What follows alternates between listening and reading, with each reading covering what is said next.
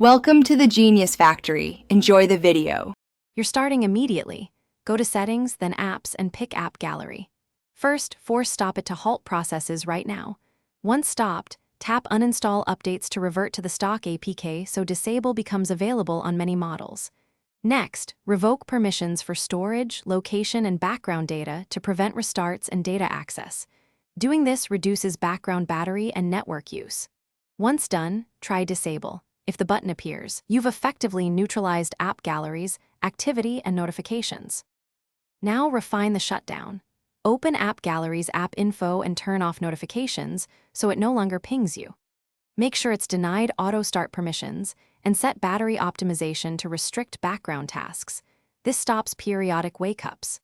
If the disable option isn't present because it's a protected system app, prepare ADB on a PC and enable USB debugging, or use a reputable system app manager to hide or uninstall updates. These steps control how the app runs without root and explain why each restriction matters.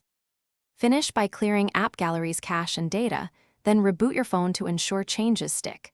Confirm in apps that status is disabled or force stopped. If the system re-enables App Gallery after updates, use ADB to uninstall for the current user or block it via a device management tool. A sample ADB command removes the package for user 0.